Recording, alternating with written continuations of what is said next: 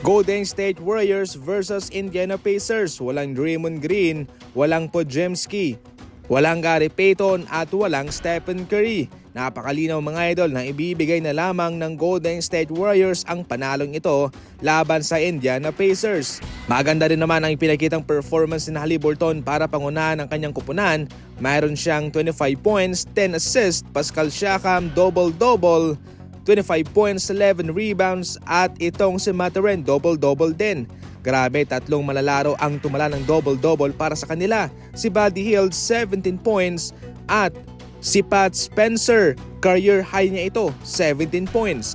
Ayon sa kanilang NBA insider na si Anthony Slater, inaasahan ng araw ang resultang ito na sila'y matatalo. Ayon sa impormasyon, itong si Stephen Curry ay mayroong fluid sa kanyang tuhod, kaya yun ho ang rason kung bakit hindi siya nakalaro.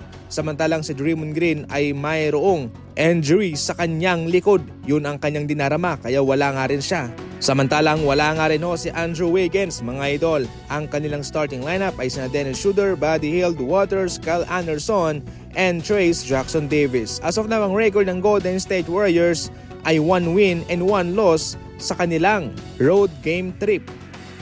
And spoil naman ng Milwaukee Bucks itong pagbabalik ni Paolo Banchero para sa Orlando Magic. Tumala ng 41 points si Giannis, 14 rebounds, samantalang si Lillard 29 points, 4 rebounds and 7 assists. Si Paolo Banchero 37 points, 7 rebounds and 3 assists mga idol, subalit kinulang pa rin ito. Kahit nakakabalik nga lang niya ay malaking puntos na kagad ang kanyang kinamada.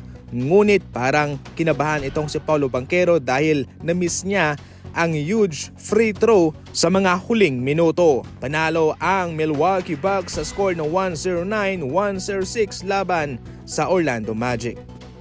Patas lang Sixers at ang Pelicans. Walang Zion Williamson ng Pelicans, wala nga ring Joel Embiid ang 76ers.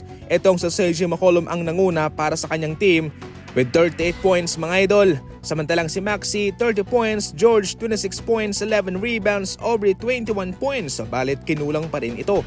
Ang final score 123-115. Si Zion Williamson sinuspende ng Pelicans dahil nilabag niya ang team policy. Ayon sa impormasyon, maraming beses nang na-late itong si Zion Williamson pati sa kanilang mga practice at sa kanilang flight. Na-late siya mga idol.